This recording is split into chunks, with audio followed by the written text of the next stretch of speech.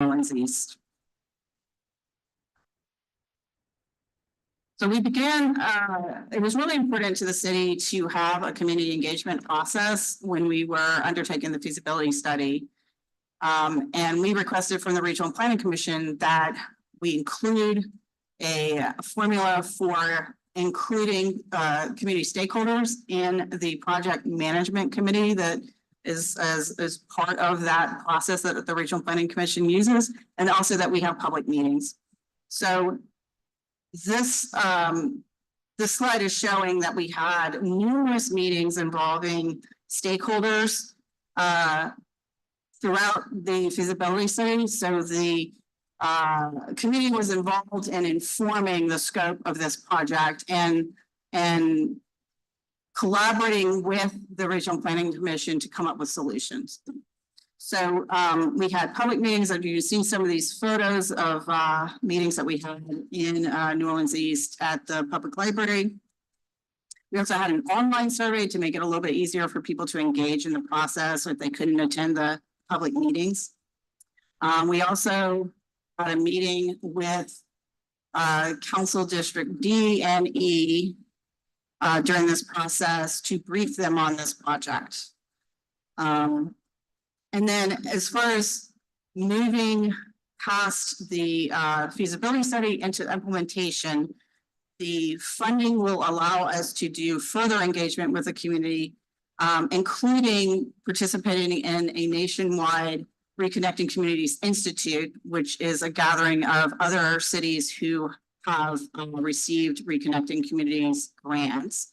So it's technical assistance, and we're inviting some members of New Orleans, the public, to participate with us as advisors on the project. There will also be multiple design phase meetings, and then there will be a pre-construction meeting. So throughout the process, there will be a community, this will be a community-driven process. So the next steps in this, for this grant, is that there is a motion before you to accept this federal grant award. The grant period is for a performance time of 5 years, and that is very specifically managed by Federal Highways. So we have to get through a design and construction within 5 years.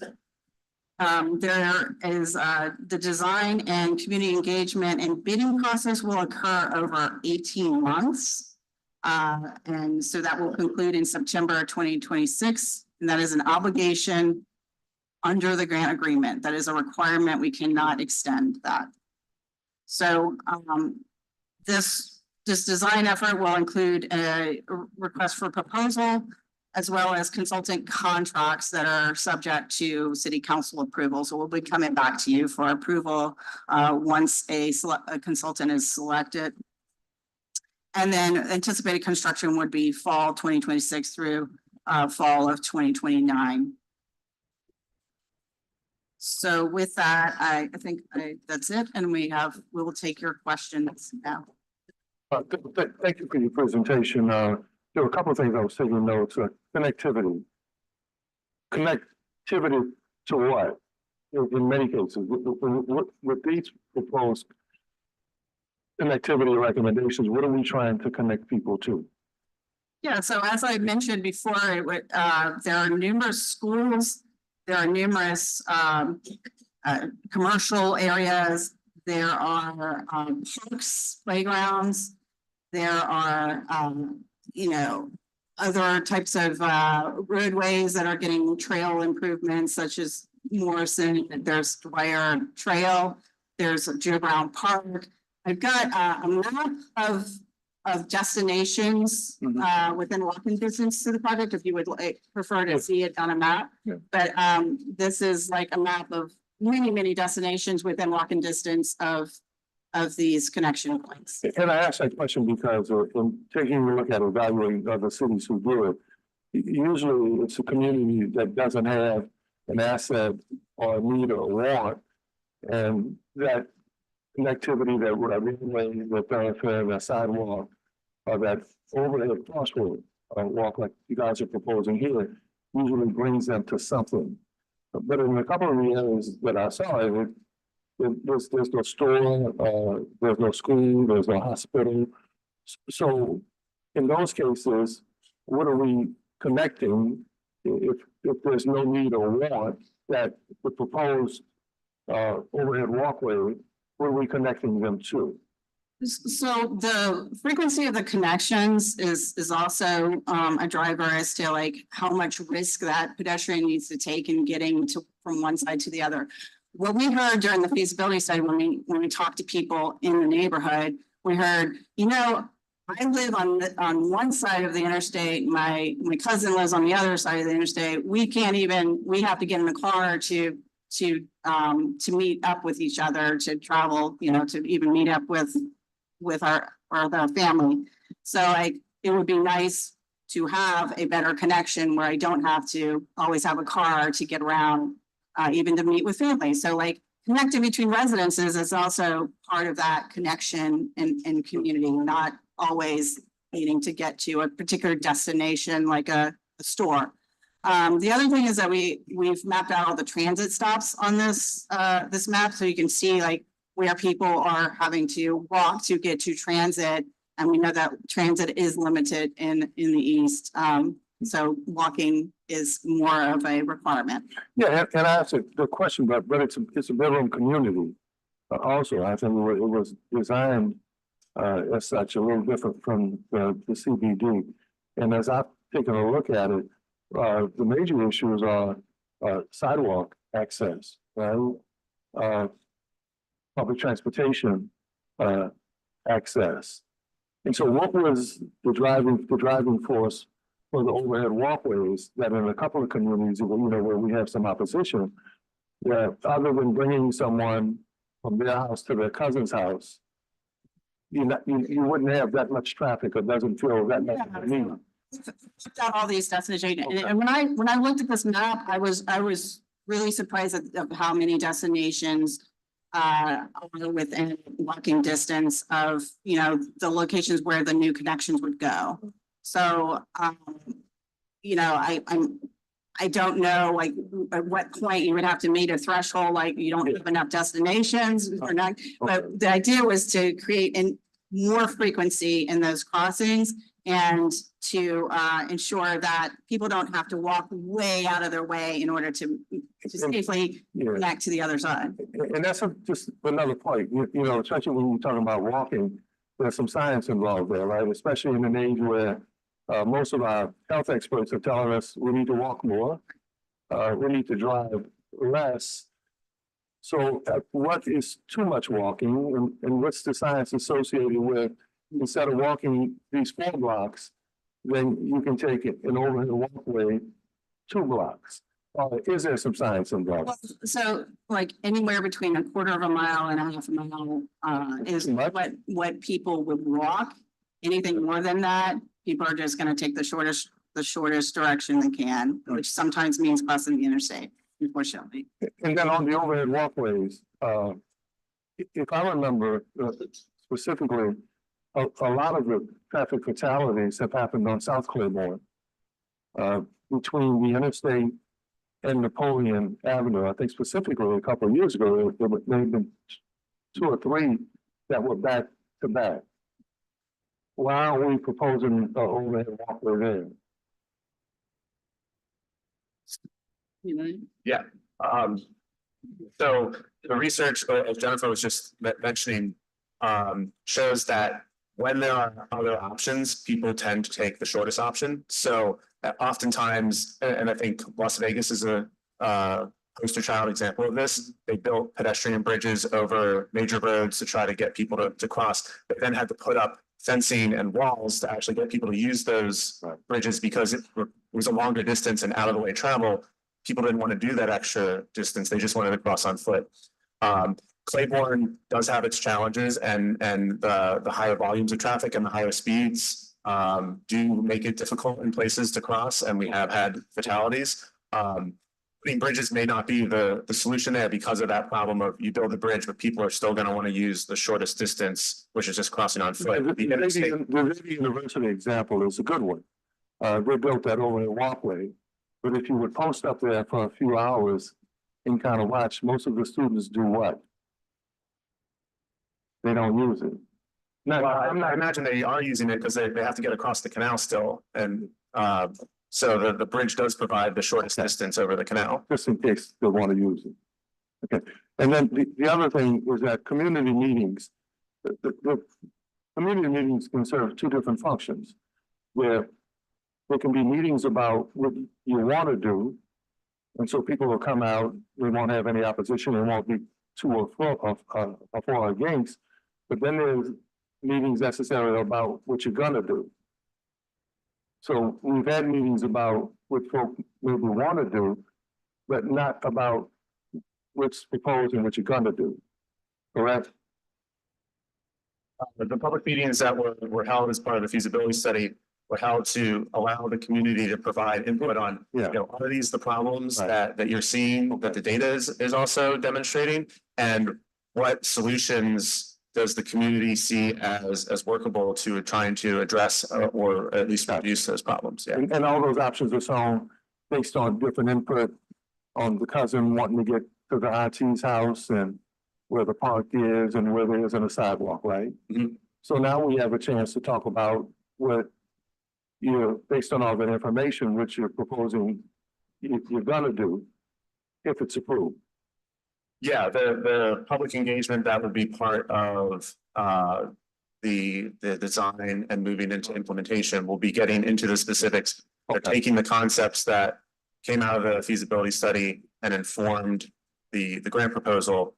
You know, taking that from conceptual stage into what would actually be constructed as part of the construction timeline starting, you know, in 2020, late 2026. So now we can have that next level meetings about what are you actually proposing to do with the 61 million? Yeah, I mean, Okay. just to clarify that the grant, our selection, the selection of our project in this grant program, it was a competitive process. Mhm. We competed with communities throughout the nation.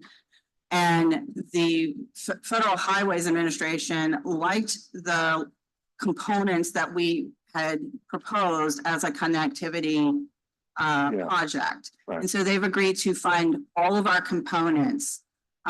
If for any reason those components change significantly, they will have to be the entity making the decision. We don't make that decision.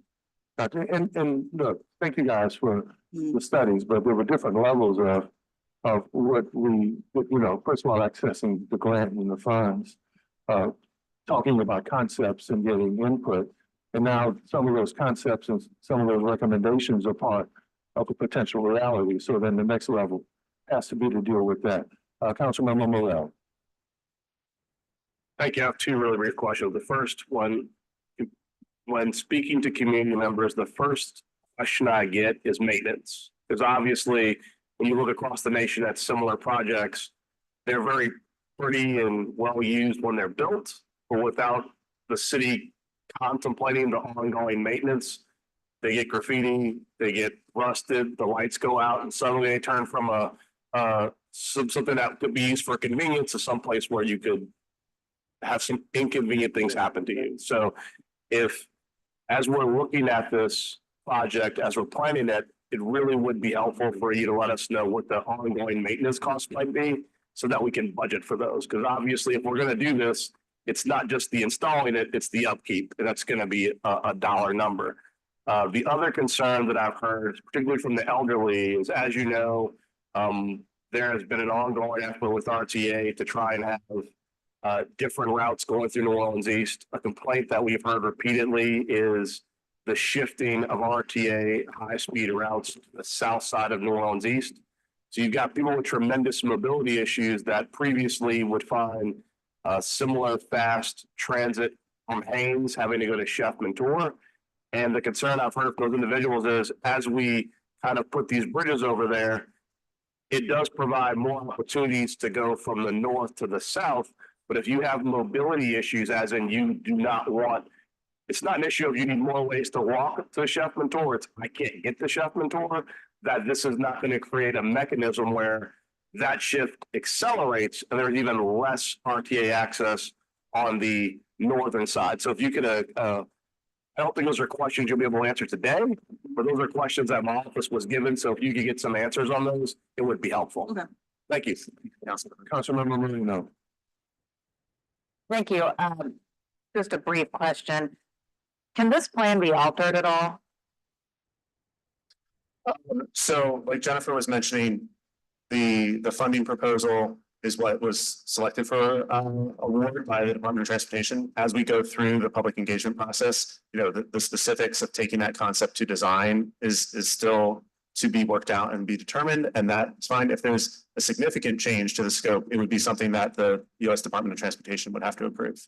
Like, for example, if there's a specific pedestrian bridge where there's significant opposition from a neighborhood, and maybe the neighbors there believe that it's not necessary or don't want it there, would that be a significant change?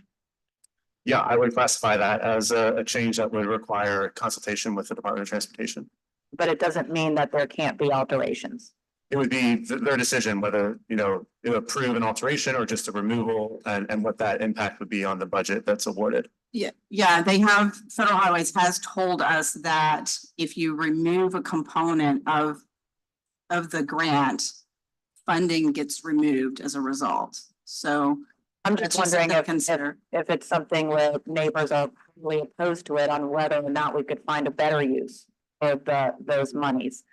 Instead, that neighbors would be thinking that it's going to be useful for them.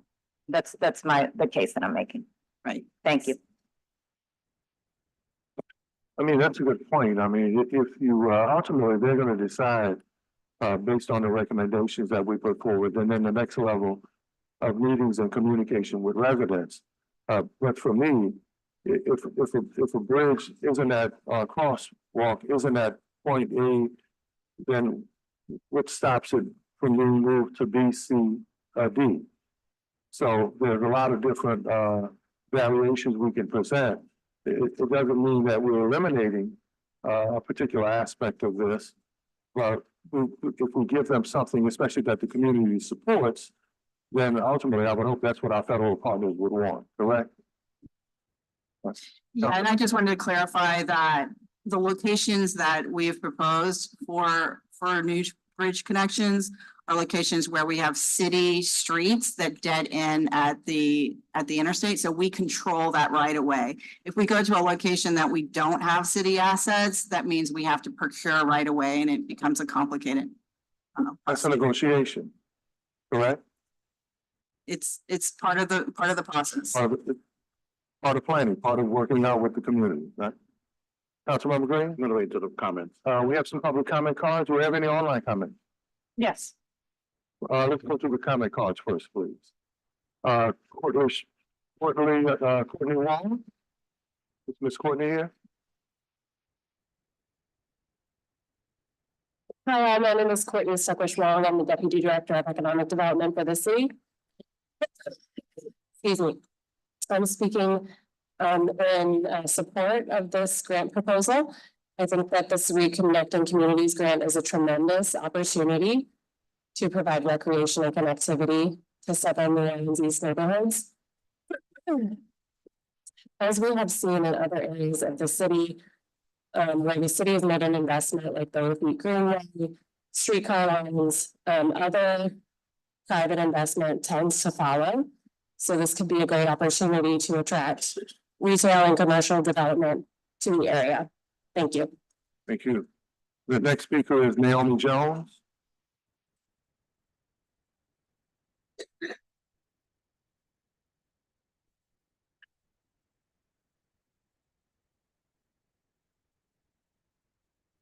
Six Wellness, speaking for myself, not getting paid. Also, I made an electronic comment for the Monday agenda. I don't know if they're rolling over to this, but if they are, you can scratch mine. Yeah. I just wanted to say thank you. Thank you. Thank you. Thank you very much. Aline Laspina? Laspina, you'll connect me. You'll make me correct this.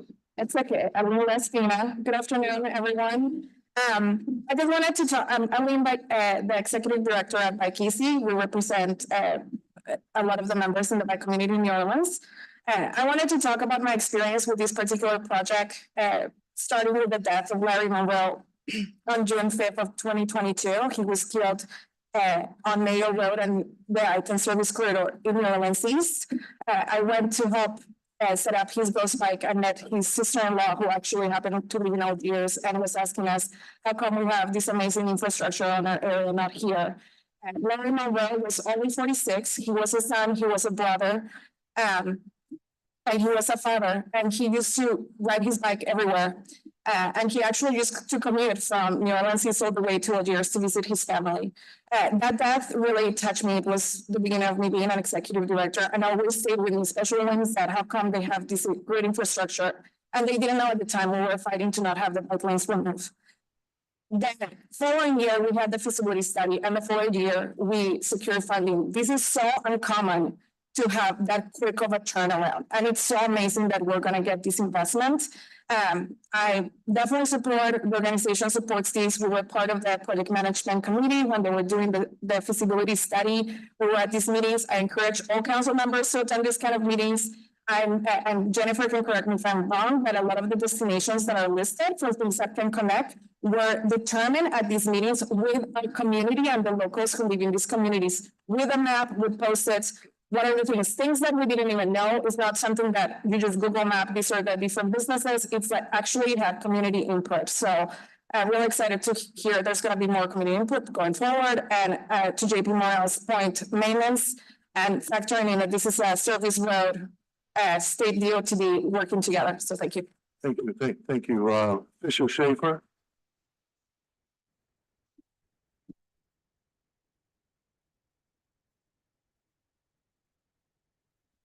Hi, my name is Fisher Schaefer. I'm with Phobos Floyd, a community advocacy group, unpaid, and want to express our support for this grant to provide more infrastructure for New Orleans East. Thank you. Thank you, Clark Thompson.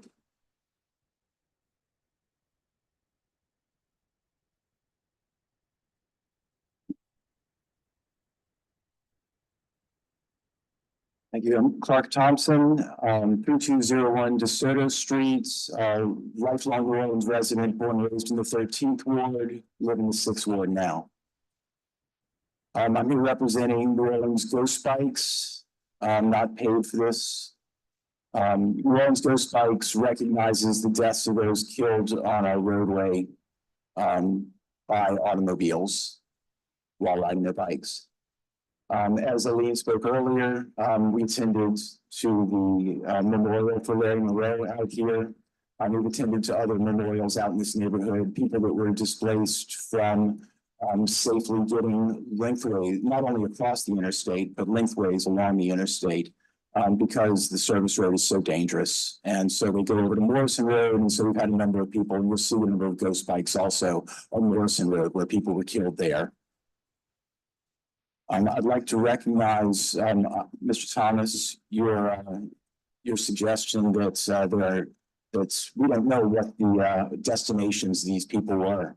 They're dead, but the people, there were people. There is clearly a need to get across the interstate. There are people that are going and crossing the chain link fence, running across 3 lanes of traffic at 90 miles an hour. Then there are another 3 lanes of traffic. We're doing it. We can't know why it is they're doing it, but they're doing it. And I'd also like to bring to your attention that this is not only an issue for your community in New Orleans East. This is an issue for everyone that uses that interstate or the service roads, that they don't want to hit and kill another human being. And when they have people running across the interstate, there's no chance of them avoiding those people if the timing's wrong. They're going to hit them and they're going to kill a person. And I don't want anyone to have to suffer that. Finally, I'd like to again recognize your concern about Claiborne Avenue intersection. Claiborne. I'm sorry, 2 minutes. 2 minutes are up. Yeah. Thank you. Thank you.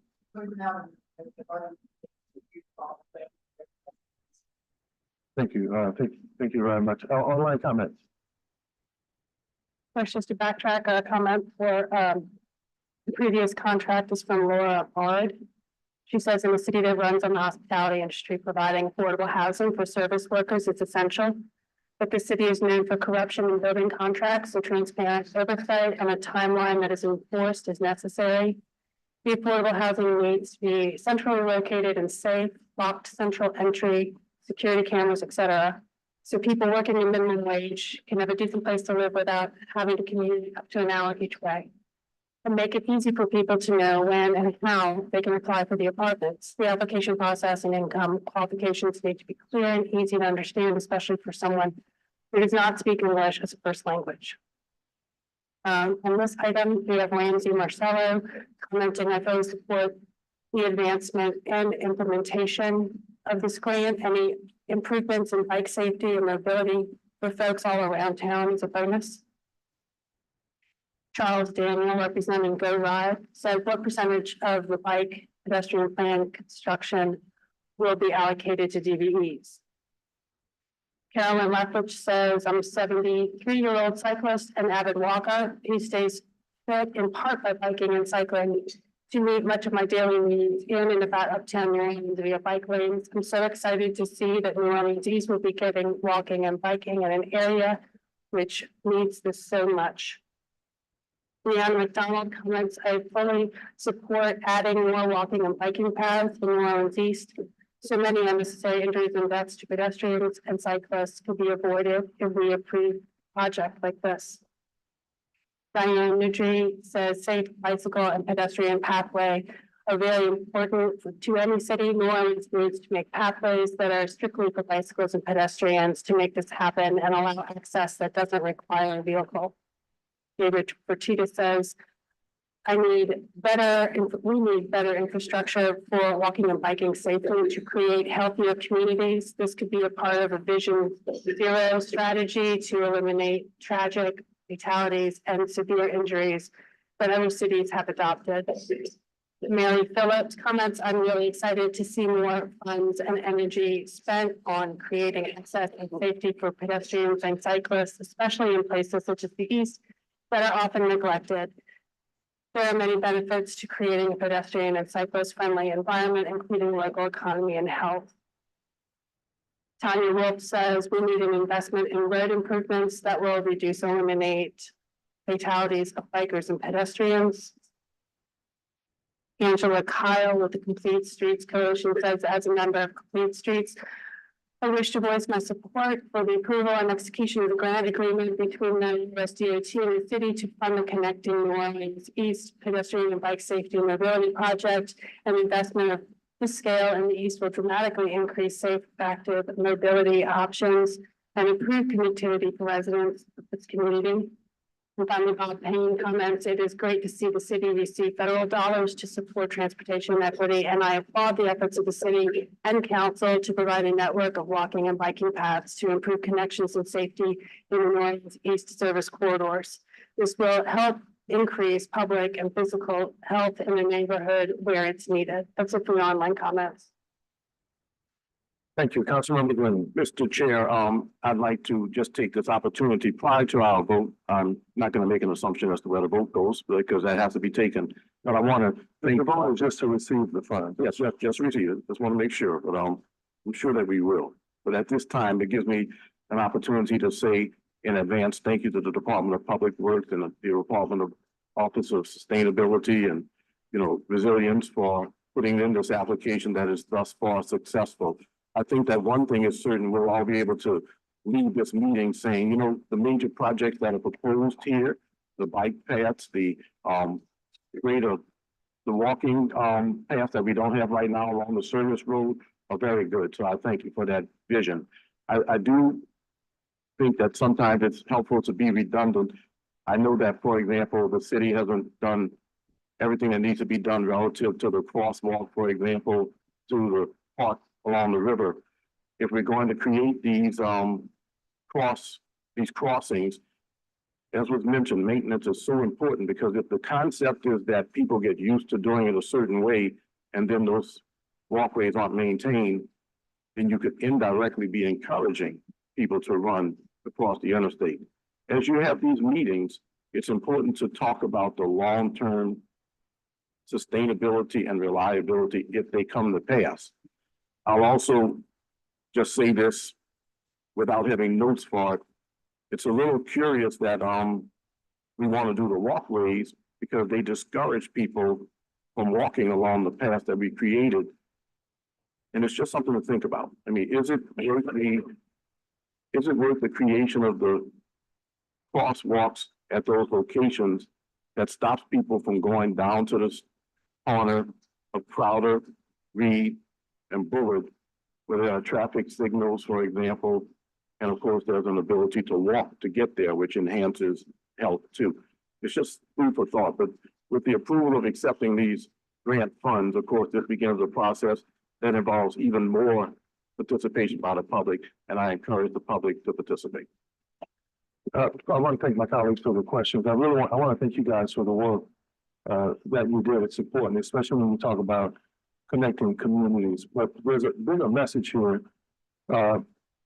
We need to make sure that every square mile, every neighborhood, every block is connected to every asset and every service in this city.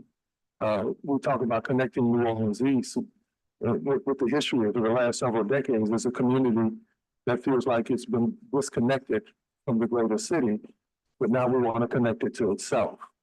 Well, we need to make sure that it's connected to its city. And it's have lawn taxes, its sales taxes, its services, all of the things that this city has to offer. And it was mentioned earlier about chronic illnesses. There's someone who's proficient in that, but many of the chronic illnesses exist in New Orleans East because it's an 82.3% African-American community. And if you look at African-American communities around the country, what are some of the challenges, especially many that have economic and social challenges, that you have chronic illnesses. So then the question is, what about the service providers in the medical industry and those who have expertise? So we recognize those chronic illnesses. Those chronic illnesses don't go away with a sidewalk, a bike path. Those chronic illnesses go away when you have resources and investments that value that African-American community, and that never should have disconnected it from the at-large community for whatever the reasons. So hopefully moving forward, while we're talking about connecting the roadway and connecting the walk path and connecting the bridge, we won't forget to connect the people. With that, I'll move adoption of the motion. Second by Councilmember Green. All in favor? Ayes have it, so ordered. Thank you.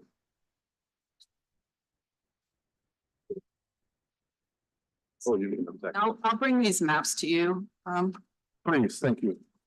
And thank y'all for your work. Thank you very much. Thank you.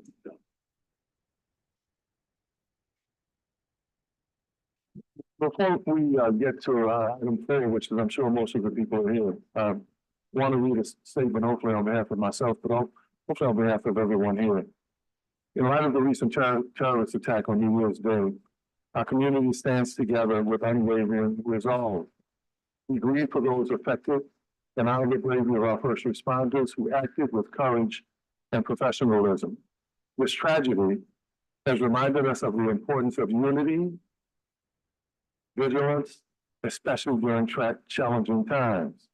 As we approach the Super Bowl, Mardi Gras parades, Mardi Gras Day, and various New Orleans festivals and second lines and activities, just to name a few, I, along with my colleagues, are committed to ensuring safety and security of all attendees, staff, and residents. We need to make sure enhanced security measures, including the strategic placement of bollards, anchors, archers, are part of our proactive approach to protect public spaces without compromising the spirit of the events.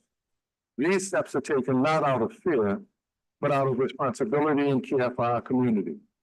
We will continue to work closely with local, state, and federal partners to strengthen security while keeping our community involved and informed. Moving forward, our focus remains on collaboration, transparency, and honoring the strength of the people who live here.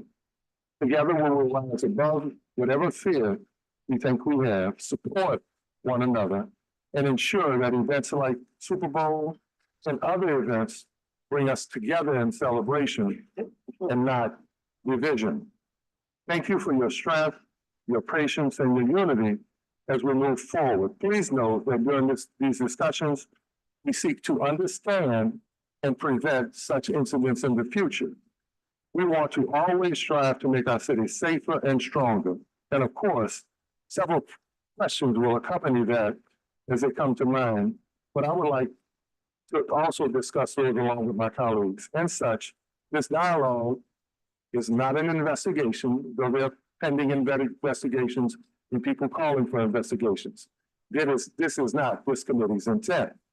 And keeping that in mind, please make sure that we're respectful as we present questions and talk about how we're safer moving forward as a community and how we have a constructive conversation to better prepare us for every event moving forward. Madam Clerk, call the agenda item, please. The discussion to address the security measures, including all barriers available to limit roadway and sidewalk access in the wake of the recent terrorist attacks. We have representatives from the DPW and OPD. Chief and Director Hathaway, if you guys have prepared opening statements, you can make your opening statements and then we'll get into the discussion around this issue. And I have the cards from people who filled out for this item. And once the presentation is over and our colleagues finish answering questions or making statements, we'll go to the public comment. Good afternoon, Mr. Good Chair, afternoon, Chief. Council. Thank you for having me. I have some brief remarks. First and foremost, that we actually keep in mind that we have victims who are still grieving and that they are number one. I am victim oriented. I will always put the victims first. With respect to our officers, we have 3 of our officers who engaged this enemy. And they answered the call and they killed the terrorist. 2 of them, as you know, were shot. They are recovering and they are recovering well.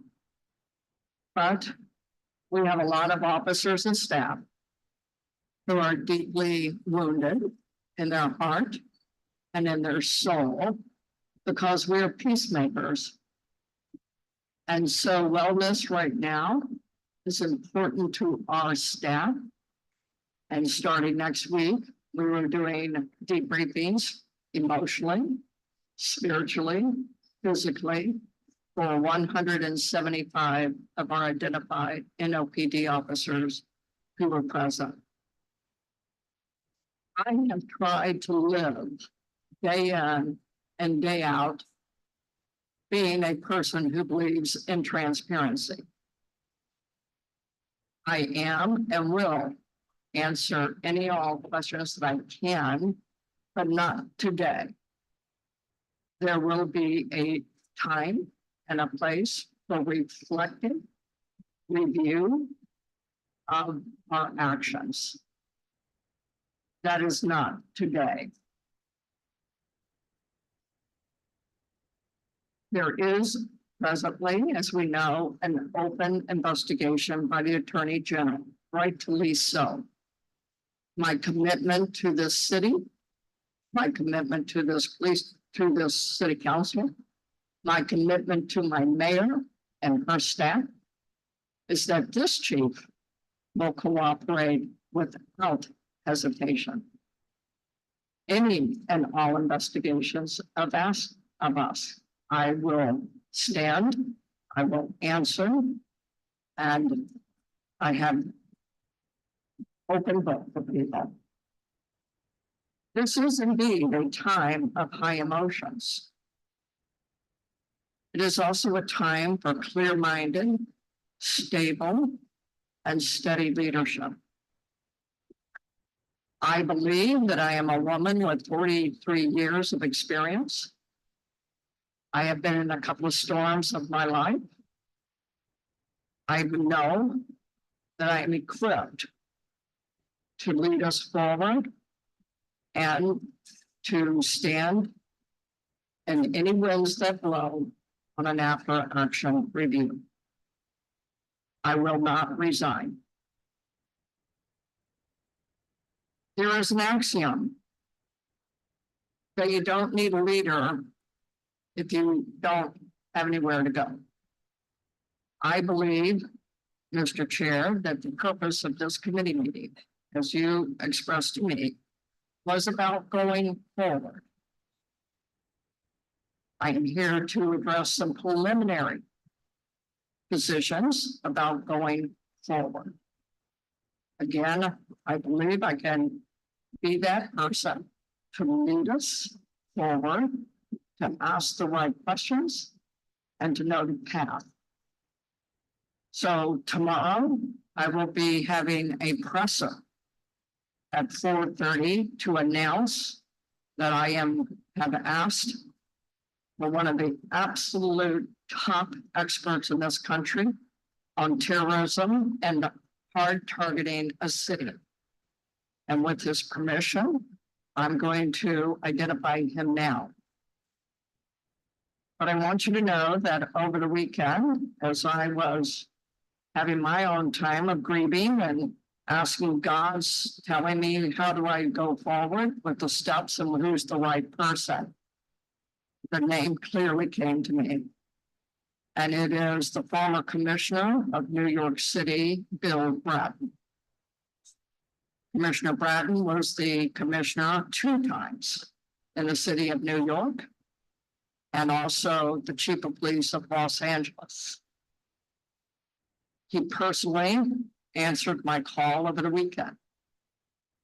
And he did agree that he would come forward and serve not only as my expert on how to hard target our city, but he is here to serve all of us. This is a community endeavor. I am in partnership with you. I will work with my city, and all the residents and the visitors. I will work with my law enforcement partners. We were able to show within 24 hours from this event that we could provide a very safe Sugar Bowl for visitors and our own city residents. And we know that we are able to duplicate that. We also know that the Super Bowl and the Super Bowl committee has confidence that our safety plans are solid. We will be having a lot more resources, but the plans themselves are solid. So with that, I will do what I can to answer questions, but I have to tell you they will be limited. But I will answer what I can. Mr. Hathaway. Yes, sir. Good afternoon. I'm Rick Hathaway. I'm the Public Works Director. We stand and mourn with the 14 victims and their families. We're also praying for the speedy recovery of all those injured, including the NOPD officers. DPW's mission is to assist and provide infrastructure for security measures in allegiance with the NOPD and Homeland Security. Thank you. Thank you, Rick, and thank you, Chief Kirkpatrick. So moving forward, all right. I want to thank a few people, especially from our community, who reached out. Jeff Williams, some other names, folks who work in the defense industry are from here, operate out of Chicago and New York, who had questions about moving forward.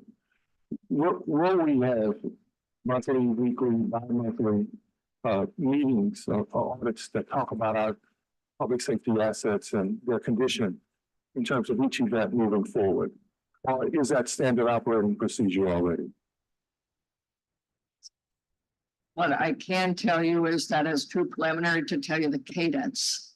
I will tell you that Commissioner Bratton will be here tomorrow, and in terms of his counsel and expertise, he is going to want a cadence. I need to speak with him about what that is. Now, I'm also in partnership with our state police, who also have an expert. I understand that will be coming. I cannot tell you the cadence today because we learned that when we try to give you information, the facts may change and it becomes confusing to people. It is better for me to hold off and wait till that is ironed out before I can give you that. Next question, do we have a report that shows the condition of our safety assets, either from the report 10 years ago or the 2019 report? Do we have something that states the condition, like if you do inventory about my car or assets, that the condition that they're in? Do we have something that exists that would give us a starting point to say that these assets can be used, should be used, replaced, or restored? Maybe a Homeland Security question for me because they maintain the assets. And so again, this is awfully early for me. If you had given me some questions beforehand, I probably could have looked that up for you, but I can't speak to that. I know inventory is probably managed by Homeland Security or some other departments as well. I don't know. And until, if you had given me the question, I probably could have done that homework for you. What, do you know who manages the dollars and wedges and values? The infrastructure is installed by the Department of Public Works at the request of Homeland Security and others. The operations and maintenance is either by Homeland Security or other departments. DPW does not do the maintenance of those facilities. And have you ever been issued a report that says these bollards, these wedges, these barriers are in such condition or need to be replaced, reused, restored? I understand there is an assessment of the bollards that are being removed presently, but I have not seen it. No. Have you read the 2019 report that says city leaders were briefed on the condition of these assets? I have not. Mr. Chair, I'm sorry, I'm gonna speak up. I thought you said this is not an investigation. No, it's not. And so you asked me a question, I can't answer it, and therefore I look like I don't know what I'm doing, and I don't. Well, Well, let's go there. The only reason why I asked the question was because if we're talking about moving forward, then it's an opportunity because we're gonna have events next weekend, this weekend. all of that, That's so. the list I and thought that everything. was appropriate. Now, if that's, and now for me to ask questions about who's culpable, who, what, how, when, or where, that's not the question. The question is, what's the condition of our assets? That's not that to me, because I can tell you the condition of my car. Mr. Chair, I have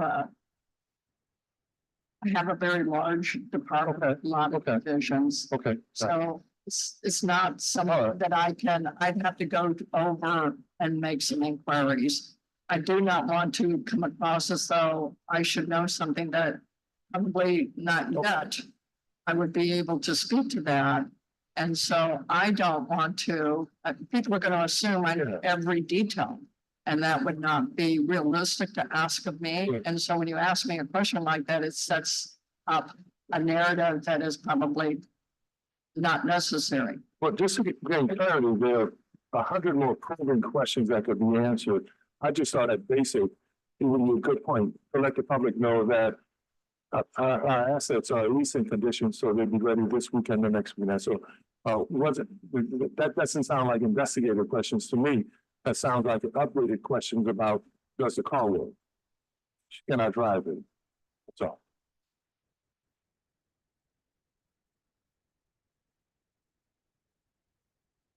Is that rhetorical? I'm sorry, I thought you.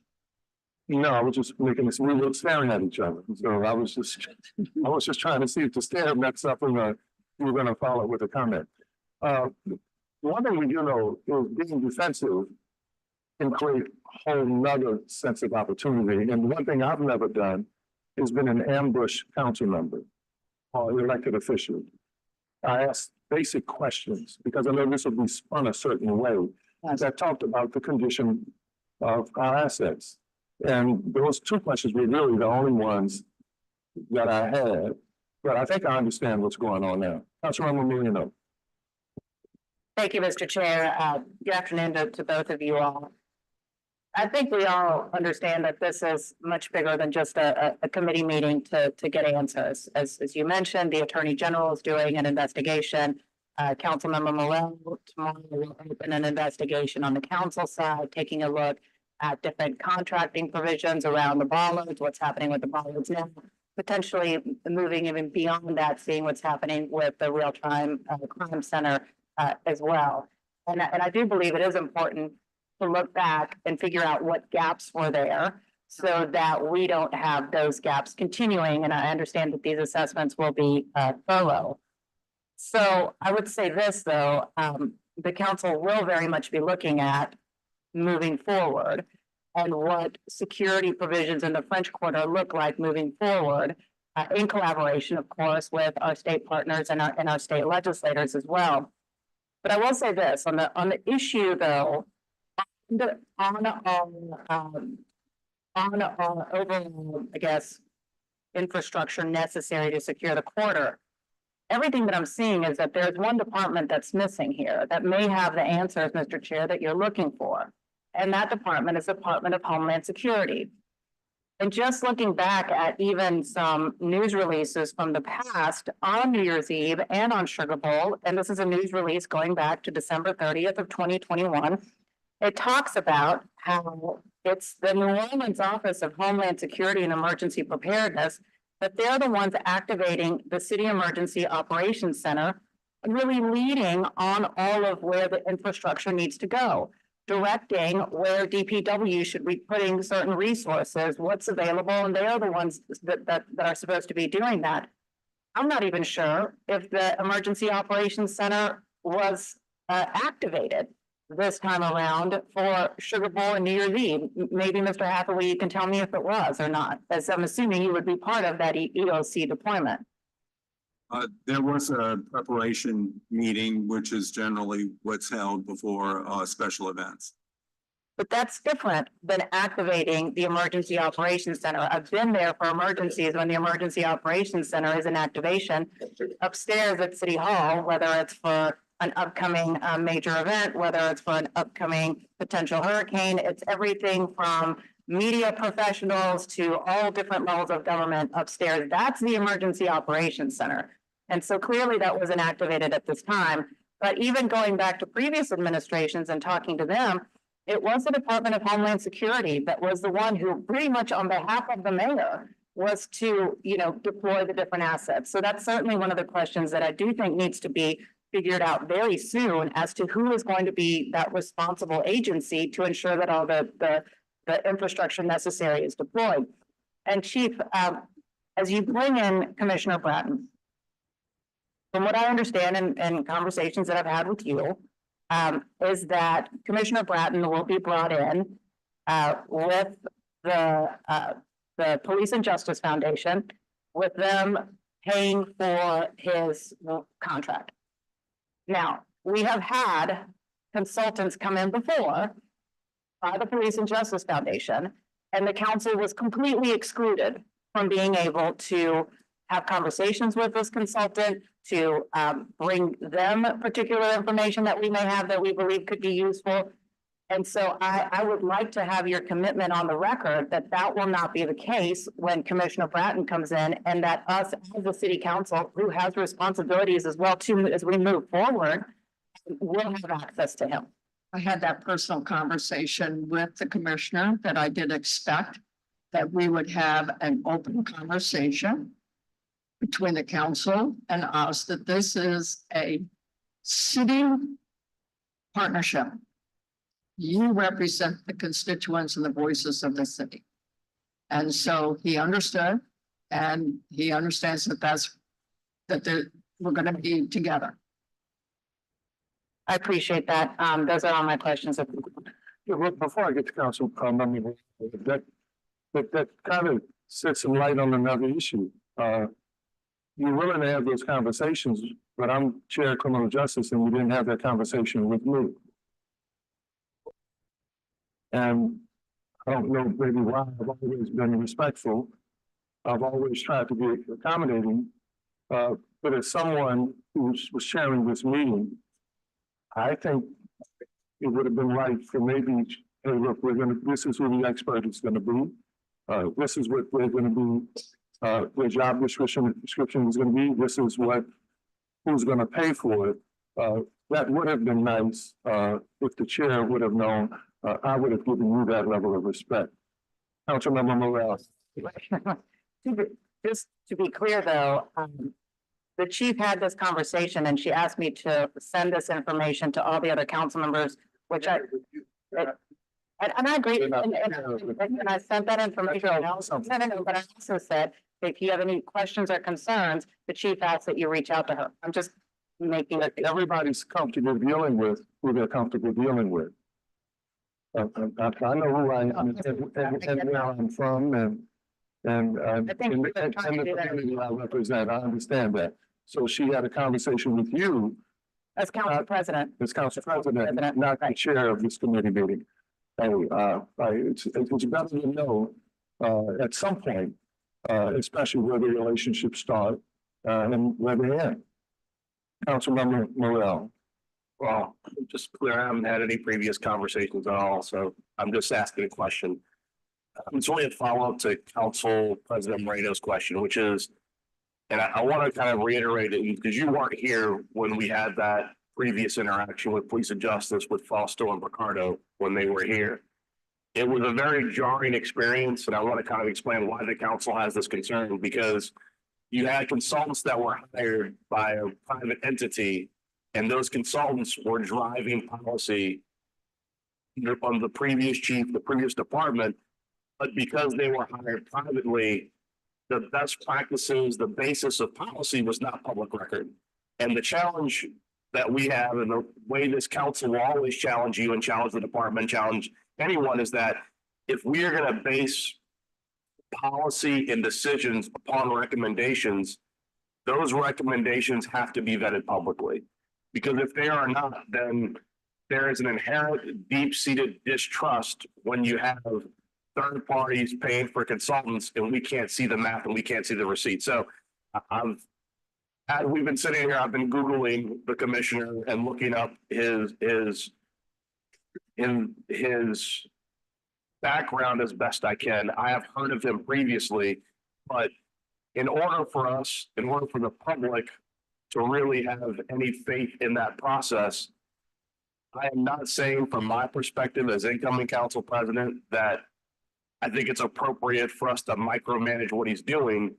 But to your point earlier, and I know you were trying to set expectations, we do have to have some cadence of interaction to know what's happening, what's the basis of what's happening, and then how that's going to change policy in a way that isn't just, here's a press conference, here's what we're doing differently, and we don't know what led up to that, because that is what the public expects. I mean, I think the appropriate venue for that will likely be the Criminal Justice Committee at a regular cadence, and I'm sure you'll work with Councilmember Thomas to do that. But as much as you can socialize this person and not centralize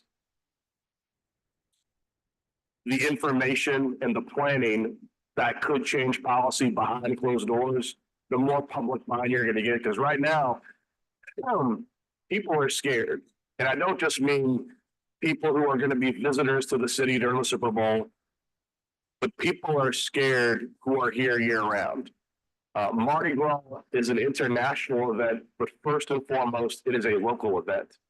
And if we cannot assure the public that it will be safe, it will directly and detrimentally, permanently hurt the people of the city of New Orleans. So as you have these conversations, as this consulting comes down, we have to have public engagement on some level, or else it will undermine whatever he's doing before he starts.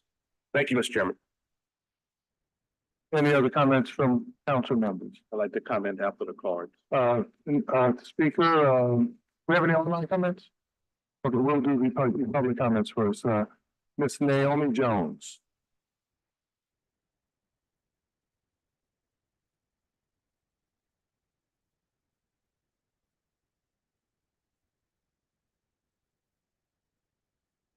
Good afternoon again, I'm Naomi Jones, 206 Milmas, not representing anybody and not being paid. I just want to start by saying that I know we're all hurting, and that includes you folks up there. Thomas doesn't care how smart you are or how powerful you are, or not to minimize the people who were on the scene at the time. You didn't have to be at ground zero to be affected by it. I know because I was a student in New York in 2001. I want to say that I was recently run off the road by a crazy driver, in November on my bicycle. And I went to the police station and I spoke to a really wonderful officer who did everything he could to help, but essentially told me there was nothing they could do because I didn't let him hit me. And I understand that. I understand how difficult it is to make an assault case as a prosecutor for 13 years. What I get is that we can't police our way out of crazy driving and reckless driving and cruel driving after the fact. We've got to build the infrastructure as a community, as a city, that prevents it from ever happening.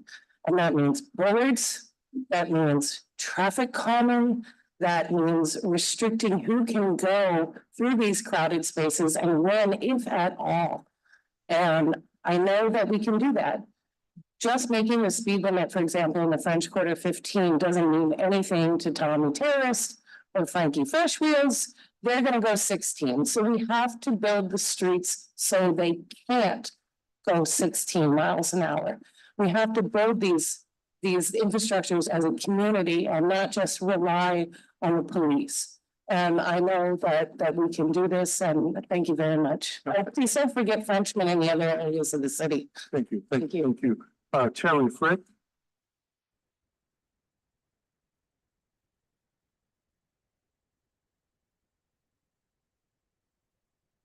Hi, Fairgrounds, area, District D.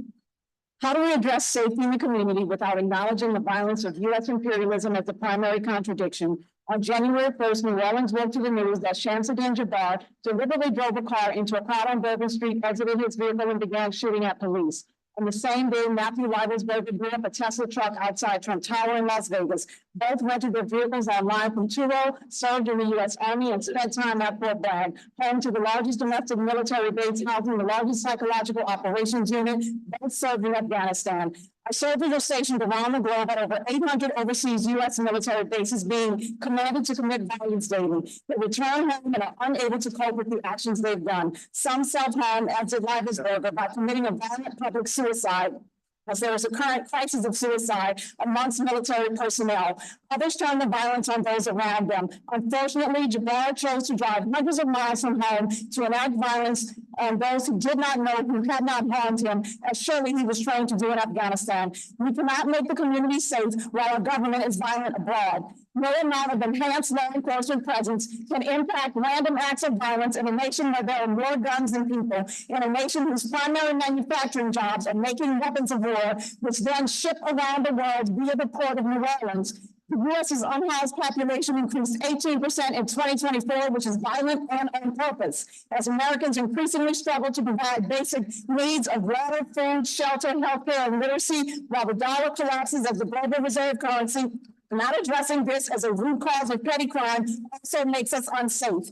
As we continue to send Americans overseas to commit acts of terror, and make no mistake, those at the receiving end of U.S. bombs and bullets consider it terror, with soldiers returning home without any mental health care to cope with what they've done on behalf of a rapacious capitalist system with a for-profit war machine, we will continue to be unsafe. It is moot to talk about safety without addressing the root cause that threatens us, which is U.S. Thank you, thank you.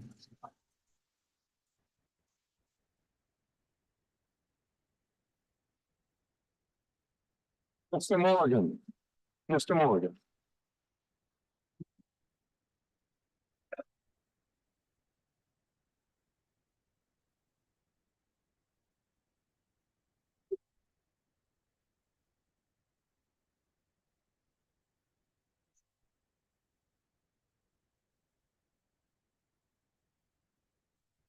Good evening, everybody in the house. Thank you for the opportunity to speak at this criminal justice meeting. I'm going to take my subject into the French Quarter sad tragedy that happened. Many people have asked me to come up here today, and even though I don't feel well to come up here, but the facts must be addressed to you all. When Jeff Landry became the governor of Louisiana, the first words that came out of his mouth, that he making weapons legal for anyone to carry into the city of New Orleans. He is the one They gave that fella confidence that committed that crime in a quarters that he could come into the city and carry a gun. But I'm saying to you all, Jeff Landry has used the system mostly from that statement to cause division and dissension among Black people, hoping that they're hoping that when they have a quarrel against each other, that they will shoot up each other. That's sad. But look at what it turned out to be. Jeff Landry, many of us are afraid of his name. And even that he tried to destroy this council, when he told the goal, he took the furniture away from y'all. And he brought it to Baton Rouge. Every final decision will come from him. The saddest part about it, he is responsible for what went down in that French Quarter. And I don't care if he don't like it, I speak the truth. I'm a man, I address the people and I address what the people request for me to address. And also it's not him alone. The people say Ann Kilpatrick is to blame. He is responsible. Thank you, Mr. Morgan. Mr. Morgan, thank you. Your time is up. Thank you. Thank you, Mr. Morgan. Lana Harris next. Thank you, Lana Harris.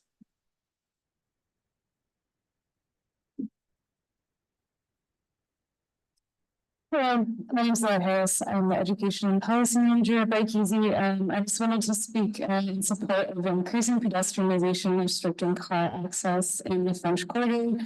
I personally worked as a pedicab driver for 9 years in the French Quarter, so I know very intimately the traffic patterns.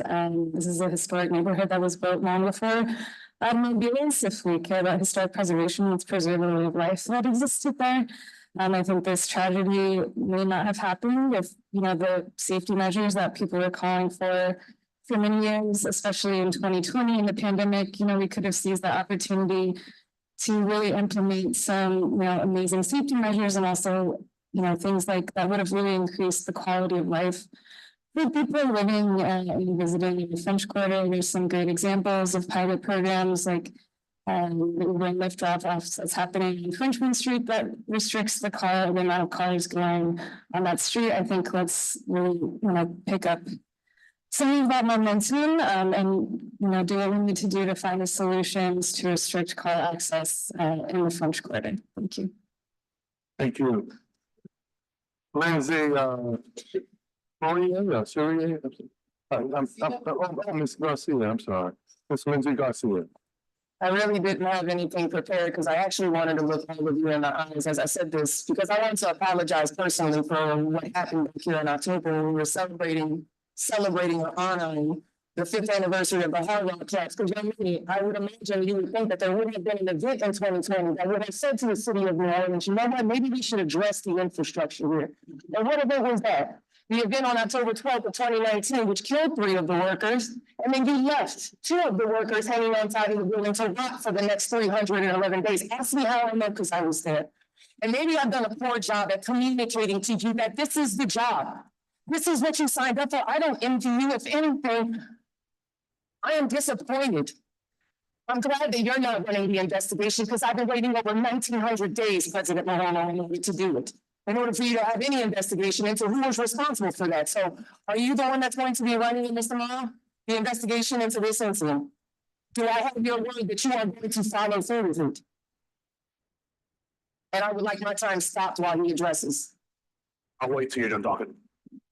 The bottom line is, we have issues, and what Mr. Morgan was sitting here addressing, this woman was addressing and talking about, was what you cut me off for in the middle of. Within this city, you repeatedly do not fund education. There are no parks and recreations. You do not. Our criminal justice system is crap. Our healthcare is crap. And I apologize from the depths of my soul that I do not walk in here and communicate it the way that you want. But I will tell you this. I am tired of getting mad at clowns whenever the city of New Orleans is bringing ourselves to the circus because having an investigation starting tomorrow is too late. You showing up here and telling our New Orleans City Council that you're not willing to answer questions is unsatisfactory 7 days after the fact because the time to do that was a long time ago. And in the last 7 days, we've had 3 collapses. I'm tired of the clowns.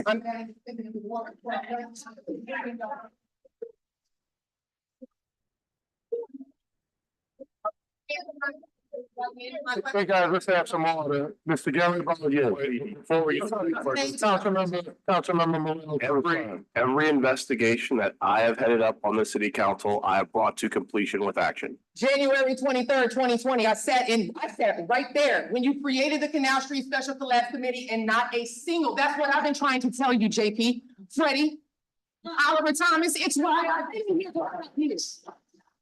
Because there have not been one. You have not done that. And sitting here and creating a historical victory in order to designation is not sufficient. Ms. Garcia, your time is up. And more importantly, Ms. Garcia, collapsing throughout. your time, thank you. Thank you. Mr. Gary Barnier. Appreciate it.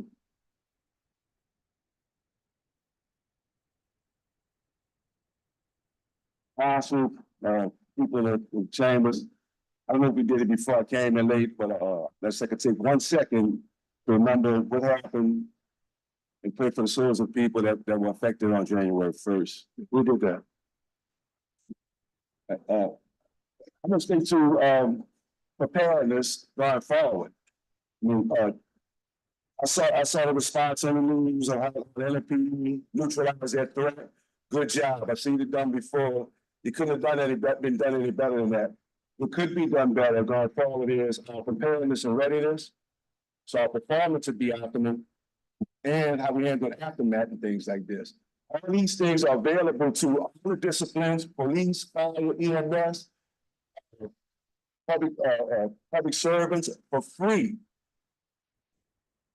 FEMA's domestic, the Center for Domestic Preparedness, Department of Homeland Security in Anniston, Alabama, hosts almost 200 types of classes. One class offered there, IED awareness and safety procedures.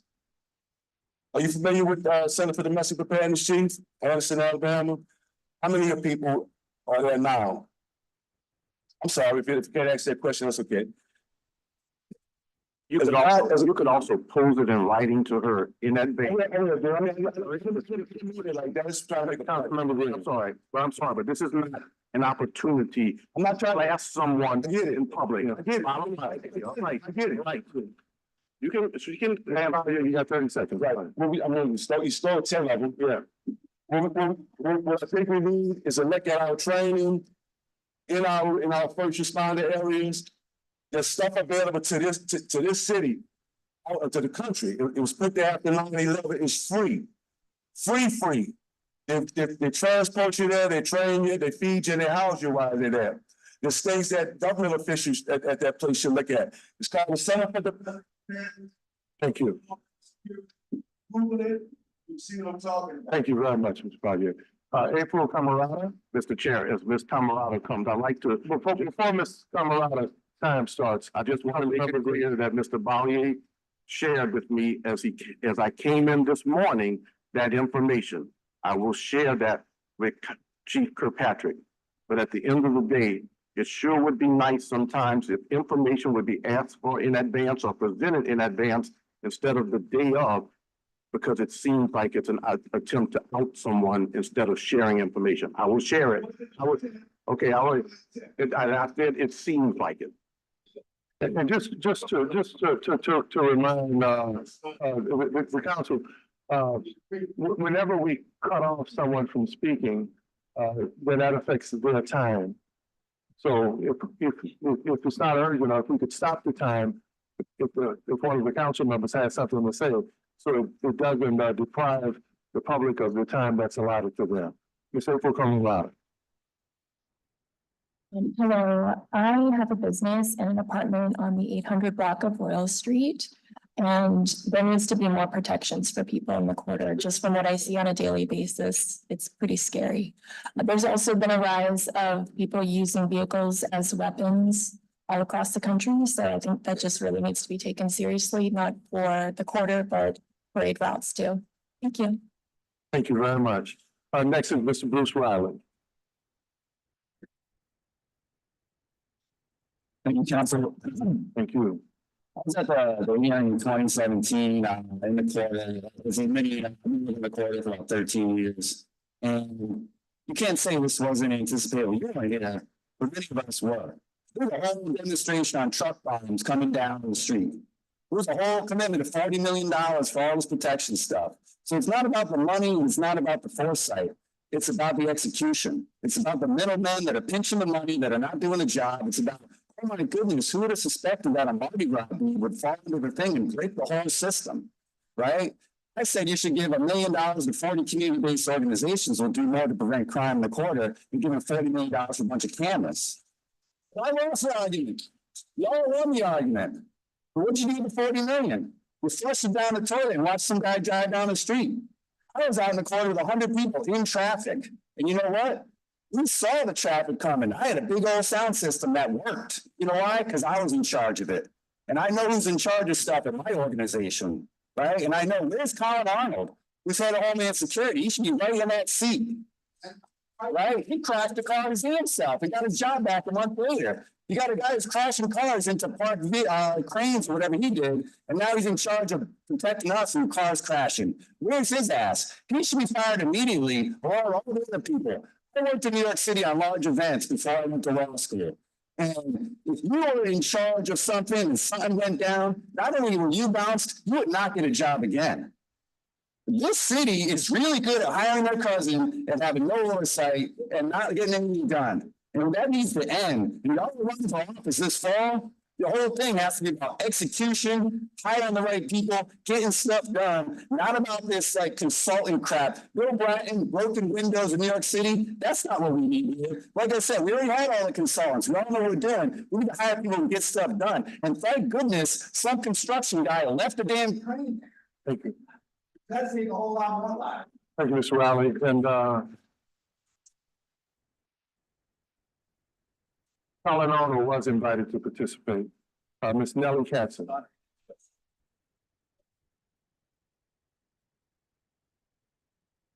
Good afternoon and thank you. I agree with the gentleman who said that the response was very well executed, but the preparedness was absolutely an atrocity.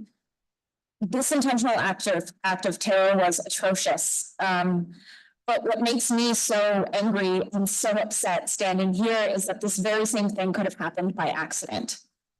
I know because I've survived an incident very similar to that, and it wasn't the first to happen in New Orleans. In 2016, there was this attack in Nice. In 2018, a truck rammed into a bunch of people watching Endymion. In 2019, a Dodge Charger ran into 12 people riding their bikes, killing 2 of my friends and giving me PTSD. In 2019, that same year, we created a plan in the city of New Orleans to make better infrastructure on our streets, especially in the French Quarter. Cars hitting people is a known risk. We have the equipment, we have the money, we have the plans. Why aren't we doing it? It's a coordination failure.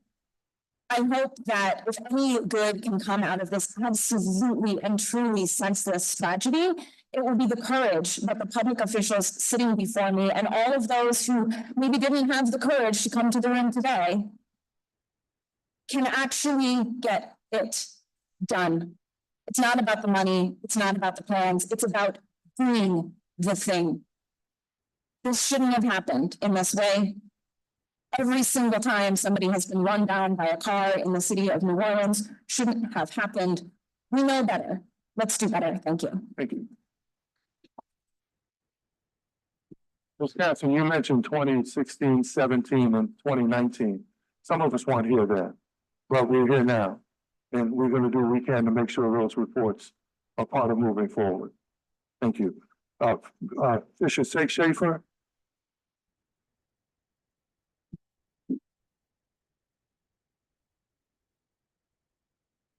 Good afternoon, City Council. My name is Fisher Schaefer here on behalf of Faubourg's Full Road, a community advocacy group. We work to make our city more livable. Our condolences go to the victims of the mass murder by truck less than a week ago. A little more than a week ago. We hope we don't have to experience this event ever again. Twice in the last decade, 2 different mayors have tried to pedestrianize parts of the French Quarter. With its narrow streets, beautiful architecture, and countless pedestrians, is it time we rethink who can drive a vehicle in that space? A French Quarter resident and business owner, Chris Olson, has started a petition on change.org, which has gathered 2,037 signatures to pedestrianize Bourbon and Royal Street. Let's lead the country in pedestrian-friendly spaces for our residents and visitors. Thank you. Thank you. Ms. Renata Collins.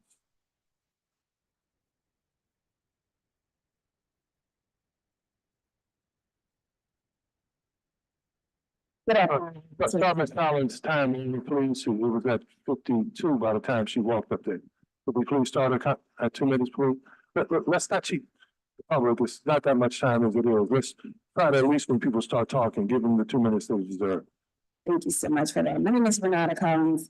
I'm a resident of Orleans Parish. And first I would like to say is thank you for what you've done, Ms. Fitzpatrick. This event was an unforeseen event. And it'd be different if it was Mardi Gras and we were already expecting this to be a thing. So I also asked myself, if those barriers were in place and they're at a 10-mile-per-hour radius of protection and the rate the driver was going was super faster than that, how much more danger could we really have had take place? One of the things that we must consider in this whole thing is not only do we have the equipment, but how the equipment will work when it's going against a force. That day we lost as many people as we lost, but if we could have had the things that we're fussing about, we could have had more casualties. I've noticed a lot of division. And we've learned in school, in high school, and even in elementary, they say divided we fall, but together we can stand. So my heart goes out to you guys because you're putting your lives on the line, even the council. If I can see anything that comes together, it would be a form of unity. How can we turn our pain into passion? How can we turn our questions into solutions? I believe that is the overall objective that we should be focusing on. It's easy, very easy to say who's at fault. But when you have a family, which I believe we are here in the city of New Orleans, we're not to find the blame, but we're supposed to come together and make a solution. Yes, we're in pain. Yes, I'm saddened. But at the end of the day, what are we doing to resolve the matters that's at hand? Thank you. Rhonda Finley. Rhonda Finley. Followed by Erin Holmes. Hi, Ann. How are you? Hi, council members. Chief, it was an amazing video to see the police officers run towards the danger.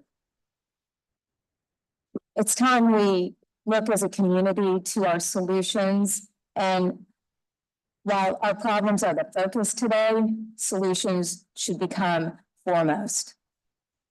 I've come here specifically to speak about the French market. We often talk about it as absent from the French Quarter, but it is a heavily trafficked tourism destination here in the city of New Orleans.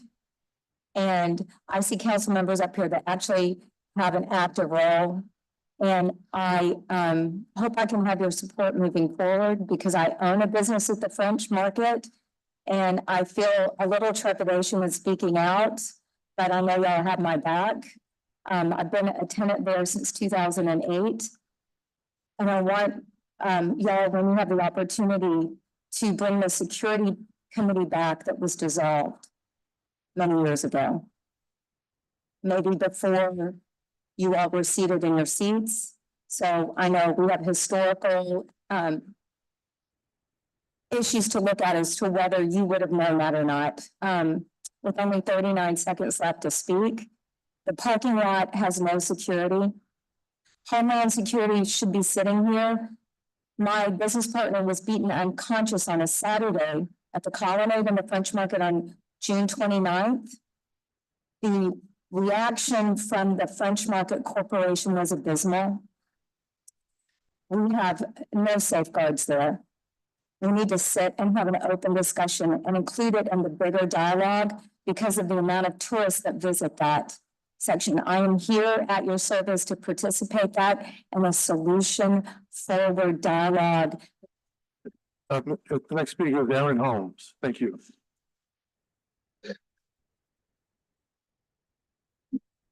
Followed by Tony Duplessis Jones. Good afternoon, council members. My name is Erin Holmes. I'm the executive director of the Ukraine Property Owners, Residents and Associates. And I'm not here to point fingers at individuals or entities. Basically, like everybody in this room, I'm just heartbroken for the victims and their families. And I'm sad and I'm very angry. And I think we're all trying to hold those very real emotions in check today. But I can't help but notice a pattern of events. Going back to, and it was already mentioned, the Hard Rock collapse. Killed 3 people. It was supposed to initiate fast reform. We have a building, Plaza Tower, that has been spitting components since 2021, and these streets are still open. We knew that the Bourbon Street bollards were inoperable since 2017. A vacant building on the 1200 block of Charter Street has caught fire 5 times in the past year because people keep breaking in and vandalizing and setting fires. This is right in the heart of the residential end of the French Quarter. And we cannot seem to get code enforcement, NOPD, NOFD, and the rest of the entities on the same page to make some kind of change there before more blocks go up in flames. We've known that the Super Bowl has been coming for 5 years.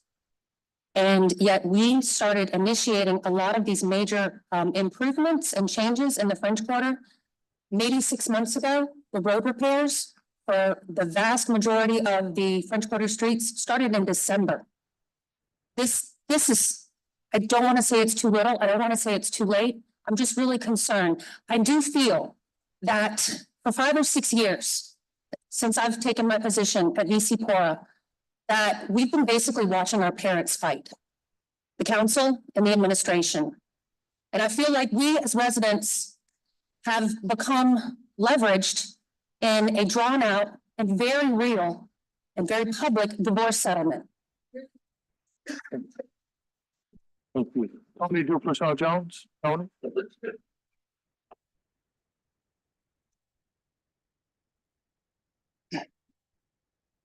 Hi, my name is Tony. I am a member of New Orleans Community Oversight of Police. My thoughts go to the families of the 14 victims killed and all those in recovery. I'm speaking today in hopes that we can make ourselves safe without staring into a different kind of tragedy by opening the door for outside policing agencies to make civil rights violations against New Orleanians. The incoming Trump administration will be a period where civil rights will be tested and violated, and our government has already made attacks against those rights with laws that legalize the use of vehicles as weapons against protesters. I'm worried that some of these outside agencies left unchecked can lead us into further tragedy. I'm also outraged by the comments of our district attorney, Jason Williams, and the New Orleans Metropolitan Crime Commission for urging us to look to the response to 9/11 as an inspiration for safety. The post-9/11 period was marked by civil rights violations, especially the violations of non-white people and Blacks and Muslims, like in the case of the Newburgh Four, who were wrongly entrapped by the FBI, who invented a dangerous situation where there was none. I worry that the 100 military police on our street are here on behalf of the governor to occupy, not protect.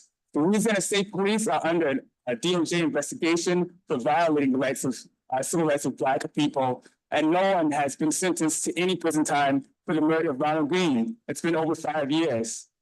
They've engaged in many reckless car chases since they've been in New Orleans, and they also don't respect any of our sanctuary policies, and they routinely stop our undocumented friends.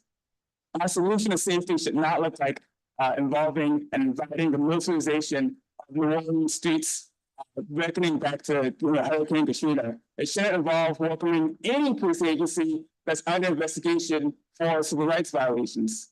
And I encourage the people here today to come to the federal consent decree hearing. At noon on Monday, we'll be out there picketing, wearing red, showing our opposition to the end of the consent decree. Thank you for the time. Thank you, Brian. Mark Thompson, followed by Andrew, Madrede. Mark Thompson.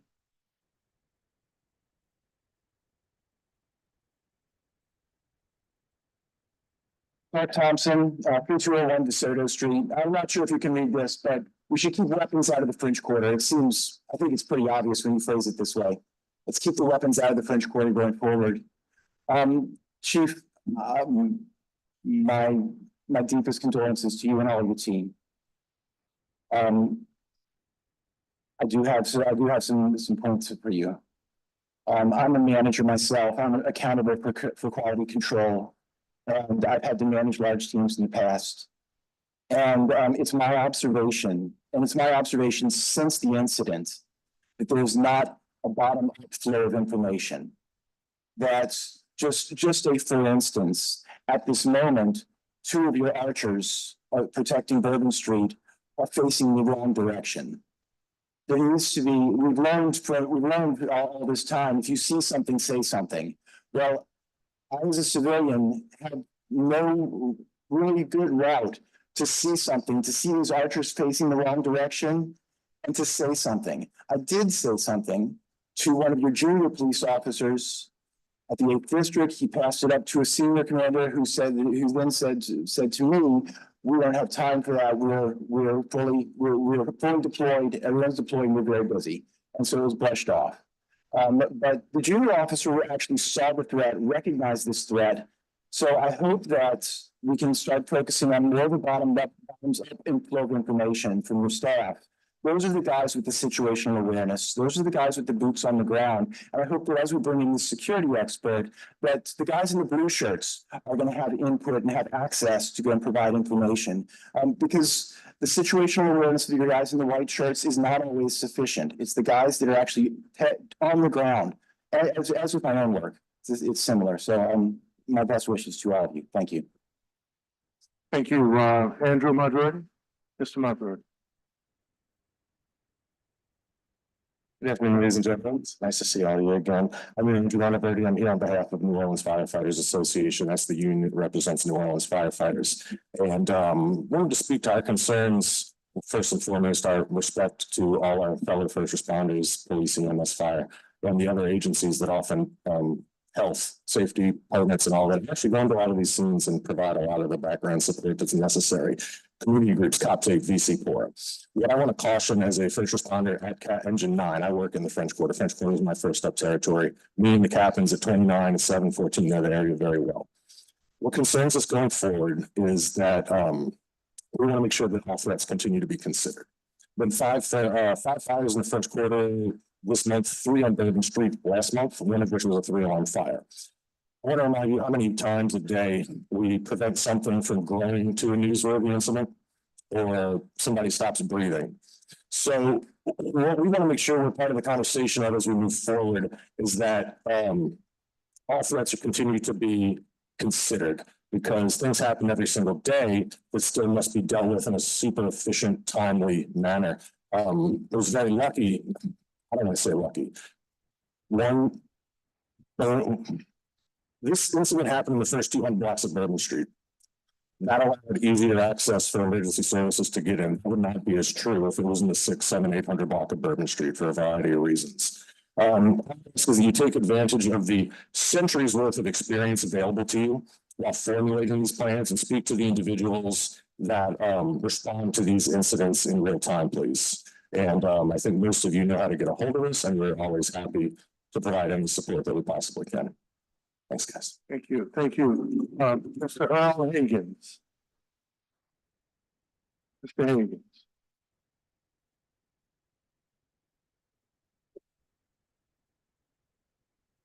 How y'all doing? My name is Earl Higgins. Good evening. I'm a formerly incarcerated person. I need to lead with that.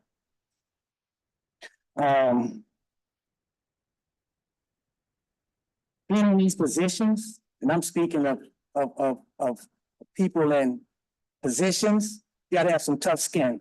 First off, I want to give a shout out to one of our members, a vote member, Latanya Kennedy. She lost her brother, Terry Kennedy, in this tragic event. And I also want to give a shout out to some of the bouncers, some of the waitresses, the sex workers, some of those people, they showed up, they had some of those people out there too. I want to give a shout out to those people also. And I really don't have much to say, but I will say this. I was in Dallas when this happened. And when I saw it, the first thing I thought about was they passed a law for people to drive their vehicles into people. They passed a law where they get to drive their vehicles into a group of people if I feel my life is in danger. I didn't think that this was what it was, but the first thing that came to my mind was, oh shit. That law empowered people to drive into a group of people. Second thing I thought was, this is what happened when we allow people, we give people out, Homeland Security, control over our house. Now, Chief said she don't know the answers to these questions, and I'm saying to myself, as somebody in position to know these things, who are we to rely on? Who's supposed to know these things? Thank you, Ms. Hagan. Ms. Hagan, thank you. Your time is up. Thank you.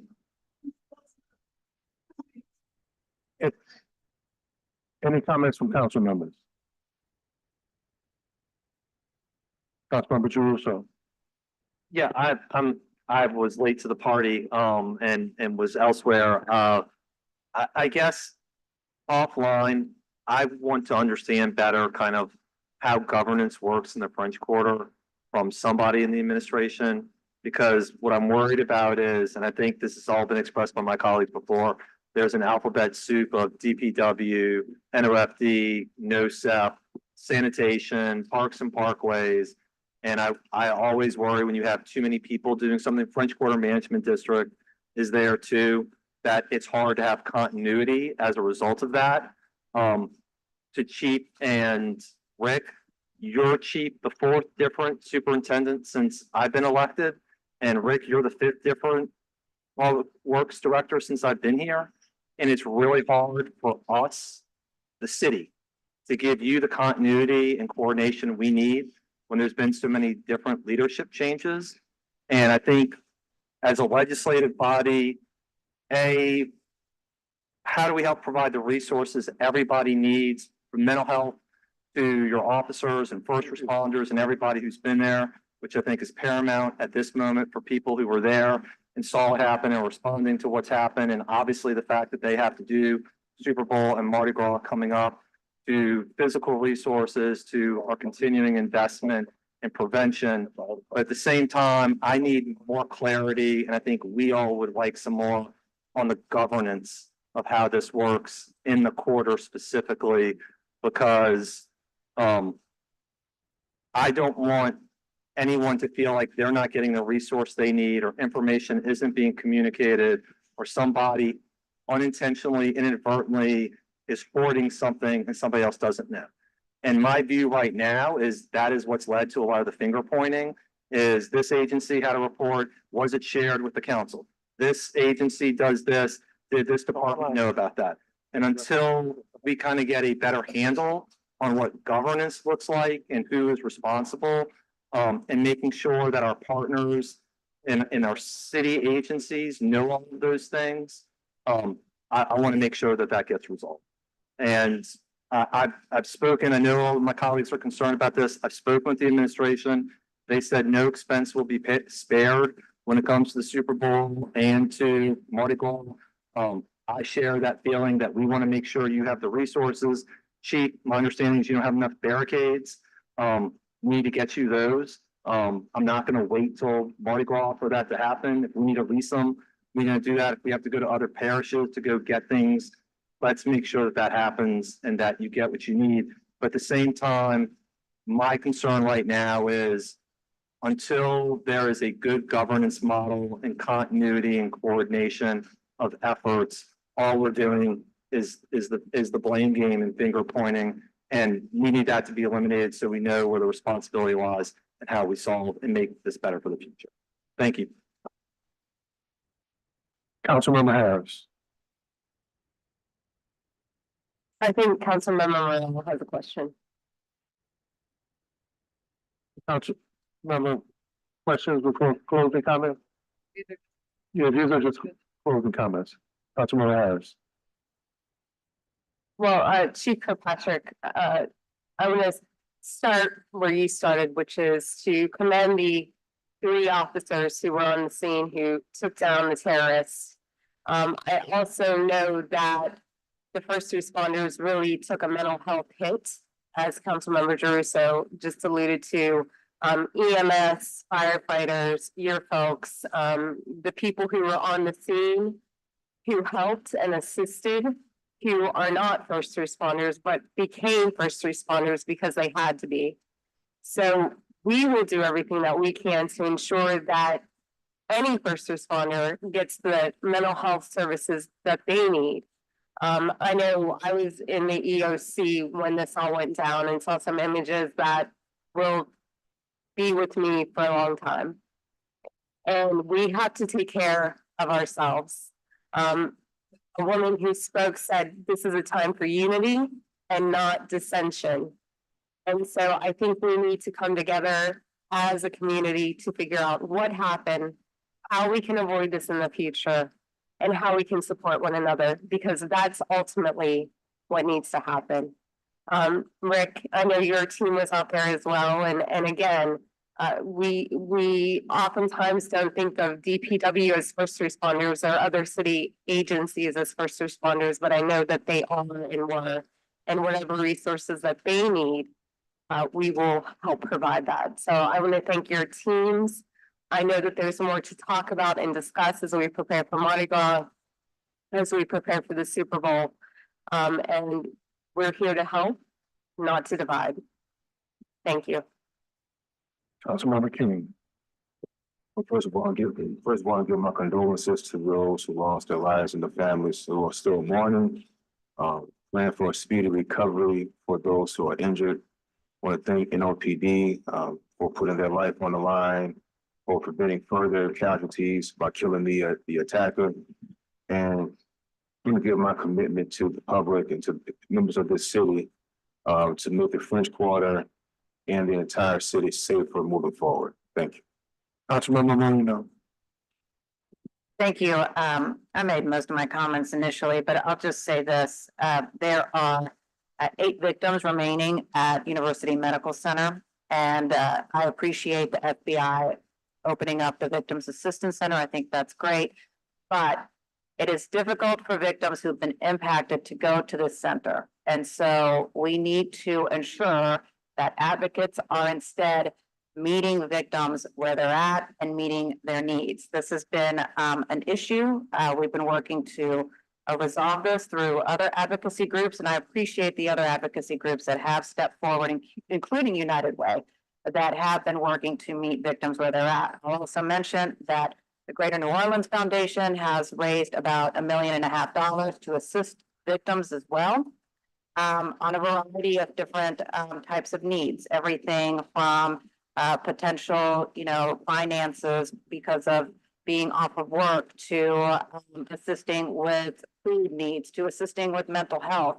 And so I do hope that that money that has been raised does get out the door very quickly to victims, and that there isn't a lot of red tape involved with this as well. So those are just my comments there on that, but we really need to lean in on not just thinking that victims who are injured and their family members who are trying to take care of them are going to be able to make it to the center and pick up flyers and fill out a bunch of paperwork. We need to make it a lot easier for victims who are dealing with this tragedy. Councilmember Green. I just want to, just adding to what Councilmember Burrell said relative to victims. I do appreciate the fact that the FBI came in town and was able to mobilize their victim assistance effort in a relatively timely manner.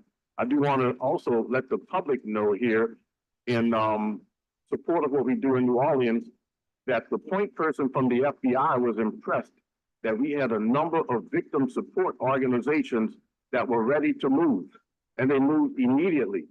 They moved that evening, that morning. They were out there on the streets, on Bourbon Street, working with working with those who were injured and families. And I just want to say that it's part of what New Orleans is about, but that we support the victims of crime because the victims of crime are the people that we should focus on, which is why we want an extremely strong justice system and also law enforcement community and the like. And we want to have social services in place because people should not be victimized by crime, but if they are, they should be offered support. I also want to take an opportunity to thank our EMS workers, but also there's a group of people that we don't talk about much. And that's the people on Bourbon Street who were there, who came out of the bars, who came out and saw people on the street and provided them with assistance. When we talk about the need to unify, we can talk about the fact that we can unify around some very, very important facts. And that was that people who were there inside those locations who saw and witnessed trauma offered their assistance to those who were injured immediately, and it's appreciated, and it had some effect. I saw a Bourbon Street bartender after the fact who saw something that he imagined that he would never see again, but he had to go to work, so he went to work, and he's suffering at that time, but he knows about the Victims Assistance Center and its availability. I want to take an opportunity, and it's not just saying it because it is, because it's something that I say often. My applause to the members of the New Orleans Police Department. Not only the officers who were there, but the officers who responded immediately to that crisis. Those officers who took down this terrorist obviously prevented others from being injured. But what you see on the video of them running toward the scene of streaming and running toward the scene of shooting is exactly what we want to see as a city. We say that our training puts them in that position, but also their heart. To be able to go toward the sound of somebody who just came down the street, driving a car, running over people, and doing the right thing and taking them out. I even saw an article where somebody was trying to say, I wonder if any of the bullets hit somebody else and that's why they died. No, they did the work that they were asked to do, and I appreciate it. Chief Kirkpatrick, thank you for your willingness to engage the community wherever the community asks you to be. You've been to many meetings that I've attended in the community. You've offered your assistance. You've been at meetings such as you've been to the district stations where there are meetings. I thank you also for your willingness to engage a consultant to see if the consultant, Mr. Bratton or whomever it might be, can provide you with assistance because you're open to ideas and you're open to suggestions, and it's appreciated. I want to say to the public, I appreciate the fact that you all are here. This is a discussion, and I know I always take a little bit longer, but it's not going to be so long. But I want to say to the public, thank you for being here. There are sometimes people with whom I disagree who are here, but you're here because you're concerned about the city of New Orleans, and I appreciate it. I want to encourage you to get involved with the law enforcement community. Every month at every district station, there is a meeting. There is a district station meeting. There is also a police community advisory board for which we are soliciting applications right now. And also at every district station, there is a social worker. You may be able to refer someone to a social worker to get them the assistance that they need. Unfortunately, this incident has overshadowed something that's very, very important that we all need to know. Our city is still moving in the right direction relative to crime. The statistics have come out relative to last year, and in the major categories of violent crime, we're still down 30+% in every category, maybe 35%. That's because of the community and also our law enforcement community, and I appreciate it. But I'm going to close with just this very important fact. We want to find answers. We want to hold someone accountable for a terrible incident such as this. And my condolences to the family members of those who lost a loved one and to those who are injured. We are with you, and whatever we can do, we'll assist you. The terrorist must not win.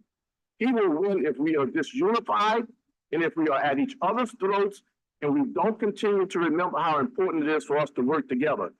Remember, this is a terrorist who came to the city of New Orleans twice and scoped out his targets, scoped out how he was going to kill people.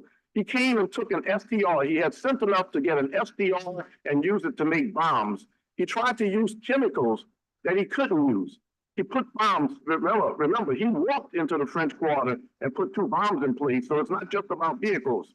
He was on a bicycle going throughout the French Quarter, and he staked out his territory. So you can ride a bicycle and you can walk. If you're hell bent on killing yourself and others, if you are just purely evil, as this person was, you will unfortunately find a way.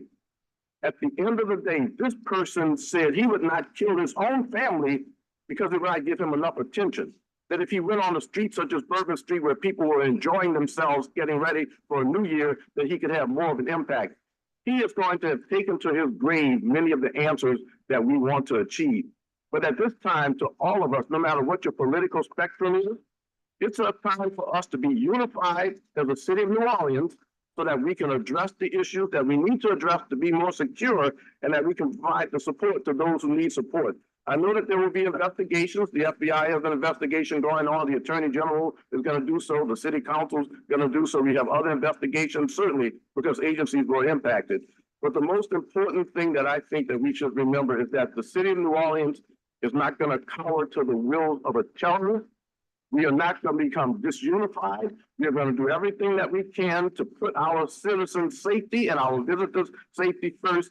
And I think all of those who participated, especially in the recovery efforts and also helping those, including and especially our law enforcement community, for the outstanding work that you've done. As a city, we stand strong. It's important for us to stand strong for the entire nation. Thank you. Yeah, there's a family member of one of the victims who's here. And we would appreciate if you want to make a statement, especially in honor of your loved one. Thank you, Councilmember Brown.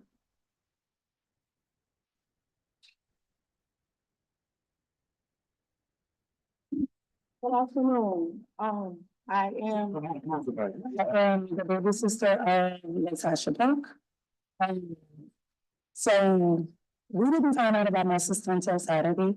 So we are like all over the place. But my sister left a 14-year-old son. And I'm curious, he's transitioning into young adulthood. What type of solutions, what type of resources do we have to help transition him to cope? Because he then goes into manhood, and this incident is a lifelong effect. He can't get his mom today. We cannot be his moms. We're only his aunts. We're only his family members. I'm curious to know, we keep hearing about money. That's not going to bring my sister back. Truthfully, we don't care about the money. But my nephew has to be comfortable. He still has to live a life of means. And I'm trying to figure out what long-term reinvestment and support for our broken families do they have in place? Does the city have in place? Is there an oversight committee to ensure that the money is going directly to the families and to the right causes?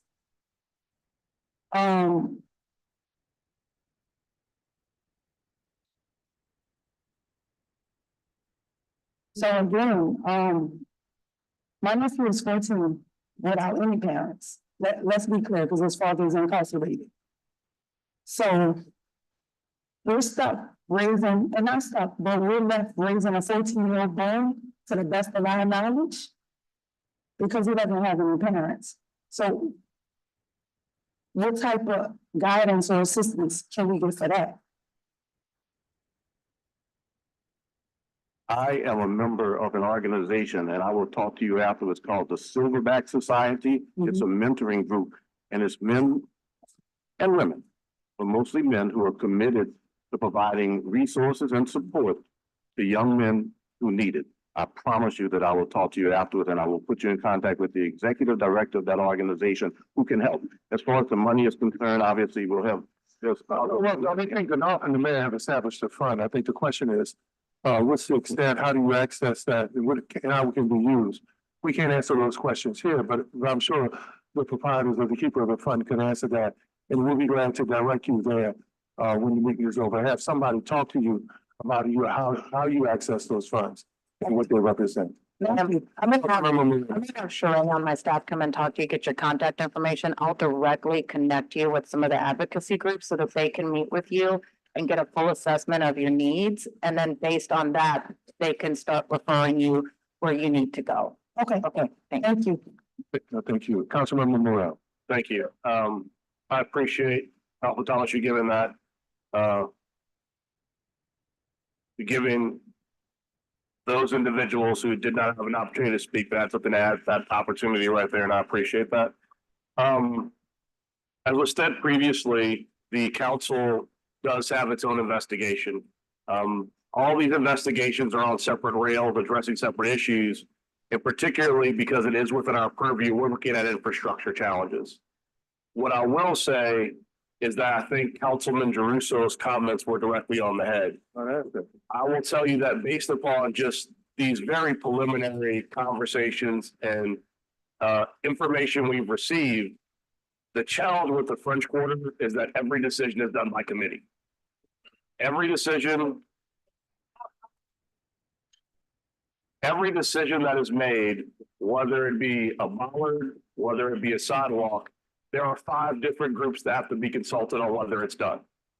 And I think a challenge is going to be that in order for us to provide and do things in a way that is different, it is going to require us reviewing how things have been done in the past and how they have to be done different in the future. So I'm not prepared today because obviously when I say we are in the beginnings of this, we are just beginning to get document production and information, and it is going to be a somewhat involved process, but I can commit to you, A, all of those documents, all that information will, at the end of the investigation, be made public, and B, I can speak as someone who has headed investigations in my term on the council.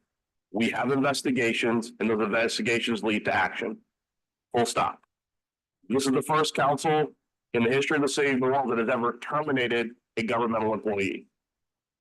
So when this is resolved, when we find out what was not done properly, when we find out how money was spent or misspent, all that information at the end of that investigation and that points during it will be made public for your review because we are a transparent council that is focused on results. Thank you. Any other comments by council members? First of all, I want to thank everyone for participating. Let me be transparent. This particular meeting didn't go exactly as I planned, how I planned. I thought it would. And Councilmember Morel, you're correct. One of the things Councilmember Jerusso said was he talked about the barricades. I thought at the least someone would be able to answer the question about how many barricades do we have? How many assets do we have? Are they ready for the second line this weekend? Are they ready for the parades, or the Super Bowl, or the other events? I also want to apologize because I thought that protocol and lines of communication were important, especially if you're trying to work together. And for Councilmember Green's comments about being unified, it's hard to be unified when people are petrified. And when you talk about response, I think the chief may not have wanted to answer my minute questions, but I was at the emergency room before you got there with your officers, because that's what I was trained to do. As someone who lived in the shelter after a disaster and whose family relied on people checking on us. So this wasn't an effort on my part to investigate, but to at least have basic answers about basic questions about what's in our inventory, not who's on first, not whose fault it was, or not what agency dropped the ball, or why we didn't review assets after the report 10 years ago that said many of the bollards and barrels weren't in place, or the 2019 report, where I think most of us weren't here then. It was just to give the public the assurance that a wedge, a barrier, that we had what we at least needed to move forward to protect our citizens. But given what I understand here, and this happens within City Hall, People have favorites. Who they talk to, who they give information to. And let me say this real clear. I may not be a favorite son, but I'm a native son. And just like New Orleans, I ain't going nowhere. So I would hope moving forward that there's a unity of purpose and respect for each individual. My complexion may be different, but I matter. That we respect everybody in their position and their authority, and that we work together, not to play our own politics, but to make sure that everybody has the same information. I don't want the information from committees that I'm not chair of. Because if the chair gets that information, then they can disseminate it to me. But to see that someone who's tried to be diplomatic, you've never seen me play ambush politics here or disrespect people. But to know that I was disrespected and wasn't appreciated, I may not have voted for you, but what I did was I worked with you every step of the way. And the reports said how much I respected you. So hopefully moving forward, while you consider disseminating important information to other folk about criminal justice, maybe you'll consider this brother from New Orleans. With that, I'll move adjournment. But all the online comments will be taken over adjournment. Can I get a second? Well, we can stay in the meeting. A second by Councilmember Moreno, all in favor? As the meeting is adjourned. I want one to. I'm a caller, run from there, not people where the vote.